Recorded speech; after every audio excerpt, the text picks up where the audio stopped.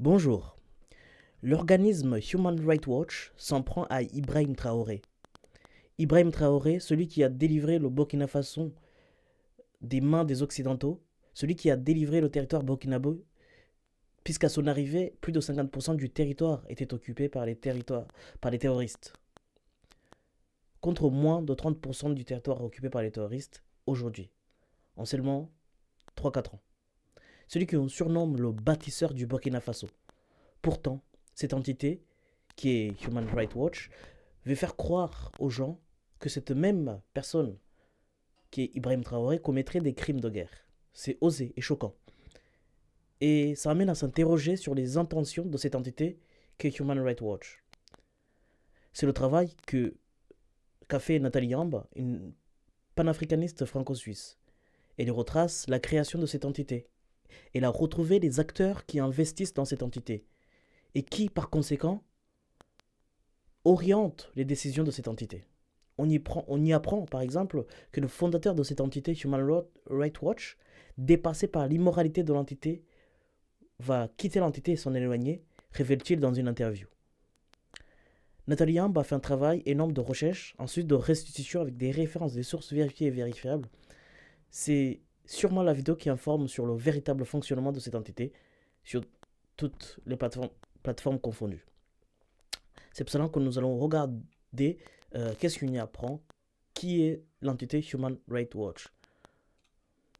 Le 2 avril 2026, une ONG américaine basée dans l'Empire State Building à New York publie un rapport de 342 pages annexes incluses pour désigner le capitaine Ibrahim Traoré comme criminel de guerre. Le timing, les auteurs, les financements, les sources, l'agenda, tout mérite d'être examiné. Parce que derrière le vernis de la neutralité juridique de Human Rights Watch se cache une opération politique contre le Burkina Faso et l'AES dont je vais décortiquer les rouages et les impacts avec vous. Bonjour, je m'appelle Nathalie Yamb. Pour commencer, on va d'abord regarder qui est Human Rights Watch.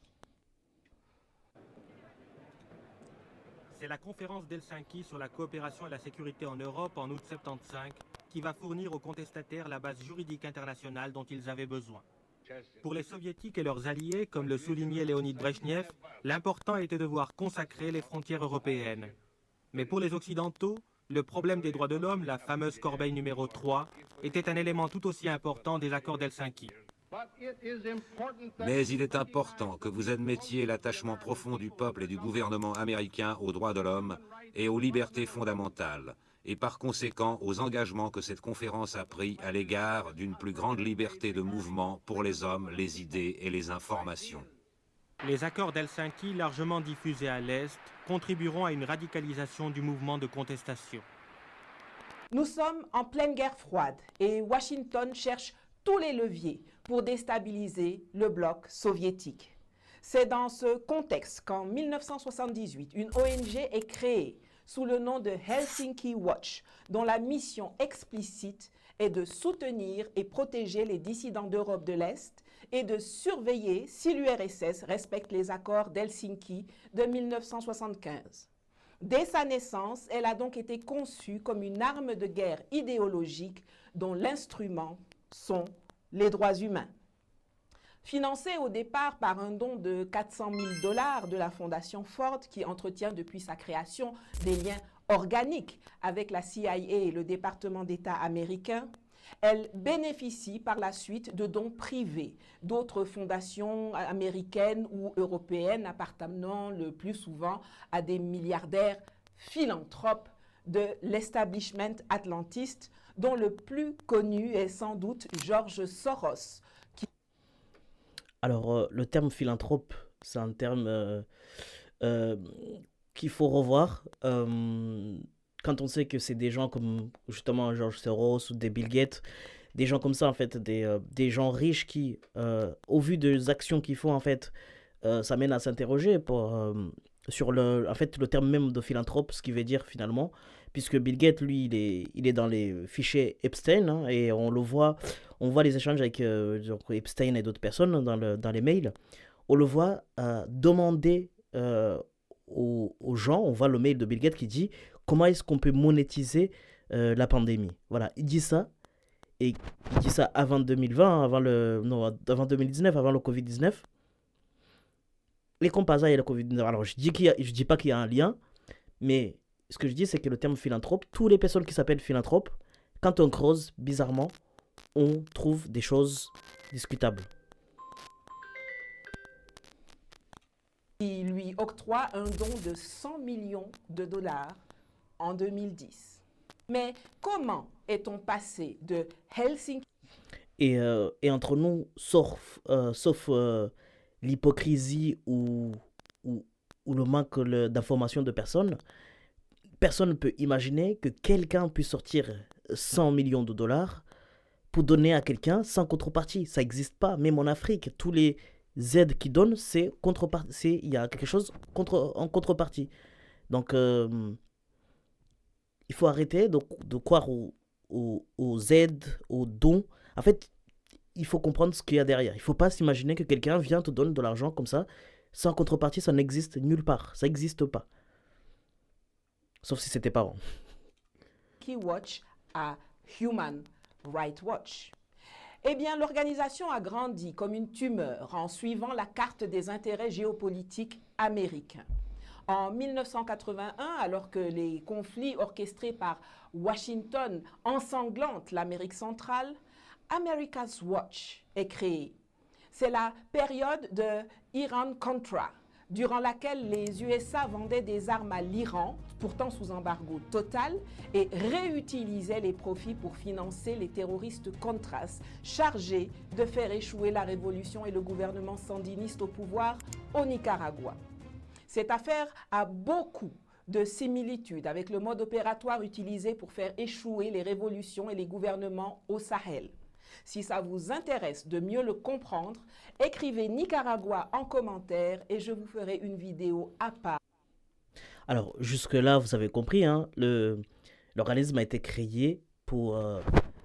à sa création, c'était vraiment pour soutenir des contestateurs dans la région de l'Est. Pour rappel, il y avait l'URSS, donc l'actuelle Russie, et il y avait les États-Unis. Et donc, il y avait deux blocs, bloc de l'Est, bloc de l'Ouest. Bloc de l'Ouest avec les États les Occidentaux et bloc de l'Est, la Russie. Et donc, après, ils ont signé des accords. Et ce mouvement-là, c'est un mouvement politique pour surveiller que les accords sont respectés, que la Russie est bien et restreinte et, comment dire, agit dans les accords qui ont été signés. Mais aussi, il était là pour soutenir les contestateurs. Les contestateurs, vous comprenez, vous avez une région, un pays qui est dirigé par un président, et vous avez des mouvements, des contestateurs. Ça existe partout, dans toutes les régions du monde. Il y a des contestateurs, tout le monde ne peut pas être d'accord avec tout le monde, et c'est normal qu'il y a des manifestations. Et du coup, tu as cette entité de l'extérieur, des Occidentaux, qui vient soutenir ces manifestants. Donc là, déjà, on est limite sur ce mouvement.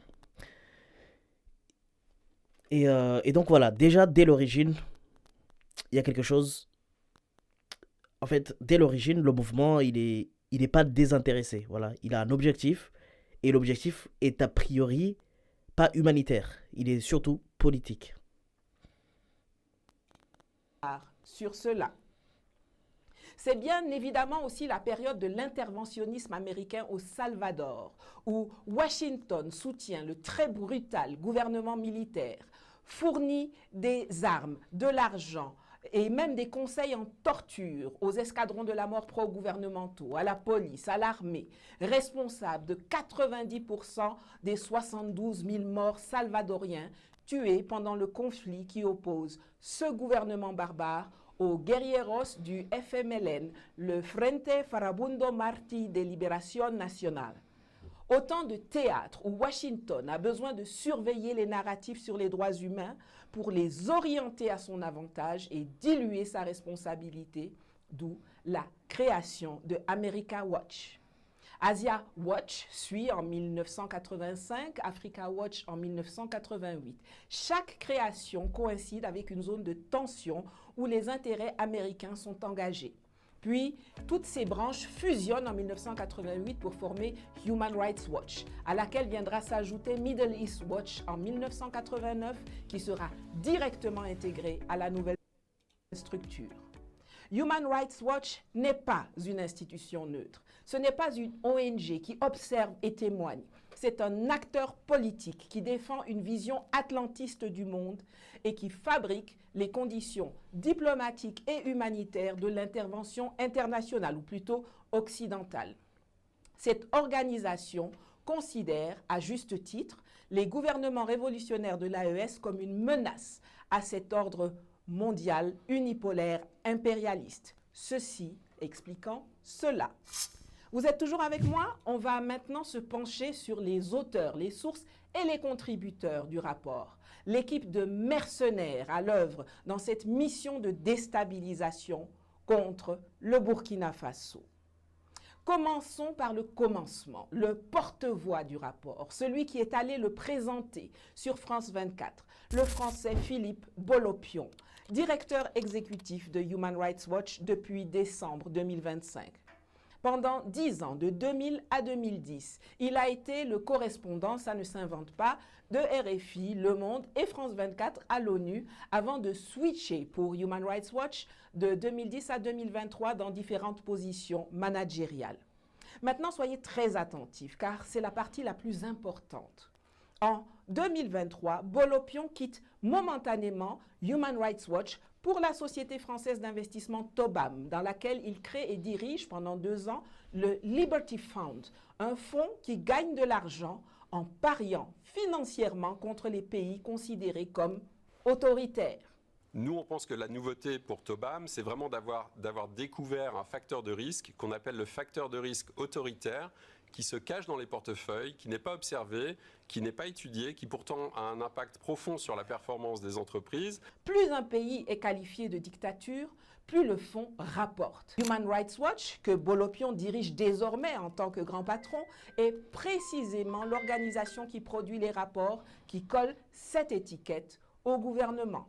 Autrement dit, Bolopion publie des rapports qui désignent Traoré comme criminel de guerre et ce faisant, il valorise le fonds d'investissement de la société Tobam qui est partenaire et financier officiel de Human Rights Watch à ce jour. C'est le plus grand conflit d'intérêts de tout ce dossier. Passons maintenant à Jean-Baptiste. Non mais attendez, je ne sais pas si vous avez compris, mais je vais résumer. Il y a une personne qui s'appelle Bolopion. Ok?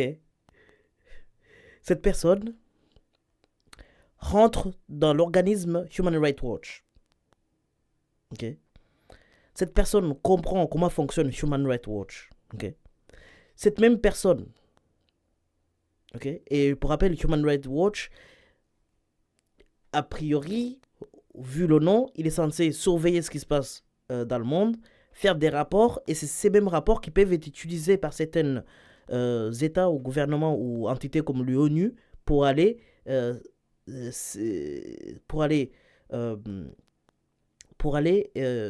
agir, aller s'immiscer dans les affaires des nations. Ok? Donc cette société Human Rights Watch, ok? La personne rentre dedans, sait comment ça fonctionne. Et de l'autre côté, cette personne crée une société qui parie, qui parie sur des pays considérés comme défaillants. Ok? Donc, tu as d'un côté Human Rights Watch qui peut, entre guillemets, décider si un pays est défaillant ou pas. Et de l'autre côté, une application, une plateforme de paris où là, en fonction des pays défaillants, on peut gagner de l'argent. Donc vous comprenez que en fait, si on veut gagner de l'argent, on a juste à faire un rapport sur... D'abord, on parie sur leur plateforme là. On parie que ce pays, au hasard, je dis le Burkina Faso, on parie que c'est un pays défaillant aux yeux du monde, aux yeux de... pas du monde, mais de l'ONU, de l'organisme de l'ONU ou quoi. Ensuite, on va de l'autre côté de Human Rights Watch, on écrit, on monte un dossier disant que l'État, le Burkina Faso, est défaillant. Si ce dossier est validé par plusieurs organismes comme l'ONU et autres, ce pays sera devenu défaillant aux yeux de l'ONU et ces organismes-là. Et donc, de l'autre côté, ils vont gagner de l'argent. Vous comprenez le conflit d'intérêts? Je ne sais pas si... Alors, l'explication n'était pas très claire, mais vous conviendrez qu'une personne qui décide si un pays est défaillant ou pas ne peut pas créer une plateforme qui gagne de l'argent sur des pays qui sont considérés comme défaillants. Vous comprenez le conflit d'intérêts, j'espère. Et rien que là, moi je suis... je l'apprends, voilà. C'est vrai que quand on entend Human Rights Watch, voilà, dans l'anglais Human, les humains, Rights Watch, donc celui qui surveille que les droits humains sont surveillés et sont respectés. En fait, le mot est trompeur, on a l'impression que c'est un organisme, on va dire, bienveillant, désintéressé, qui s'intéresse plus à l'humain, alors que c'est complètement l'inverse. Et franchement, rien que cet exemple-là, en fait, il n'y a pas besoin d'aller plus loin. On va quand même regarder la suite, puisque on apprend beaucoup d'autres choses. Donc on va le mettre dans une autre partie de cette vidéo. Donc ça va être la première partie, on va faire une deuxième partie. Pour regarder tous les pépites que Nathalie Yamb nous révèle dans cette vidéo. Mais pour moi, rien qu'à partir de là, on n'a plus de doute sur ce que c'est Human Rights Watch. Voilà. C'est un organisme, c'est une entité qui cherche à, en fait, qui cherche à influencer, qui cherche à... En fait, c'est un autre instrument du néocolonialisme, un instrument qui sert à maintenir l'hégémonie des Occidentaux. Parce que s'ils décident que tel pays, eh bien, il respecte pas les droits humains, eh bien l'ONU, les États-Unis vont pouvoir le faire, comme par exemple l'Iran. Je suis sûr que Human Rights Watch a un bon gros dossier sur l'Iran, comme quoi l'Iran ne respecterait pas les droits humains. Et de l'autre côté, on a quand même... et que ce n'est pas une démocratie, alors que voilà, on connaît tous les Émirats Arabes Unis, là, pardon, tous les pays des Émirats, tout le Moyen-Orient, il n'y a aucune démocratie, mais je sais, il n'y a aucun dossier sur les Émirats chez le Human Rights Watch, alors que c'est la plus grosse dictature qui peut exister, bien plus que la Corée du Nord, bien plus que la Corée du Nord. En termes de dictature où tu as une seule famille qui prend tout, alors que dans la Corée du Nord, ok, t'as la famille qui prend juste la tête du pays, mais par contre, tous les autres postes, t'as des gens qui soutiennent certes le régime, qui sont dans les mains du régime, mais c'est pas une famille qui dirige tout le pays. Donc c'est pour vous dire, c'est hallucinant, c'est choquant, c'est très informatif, ça,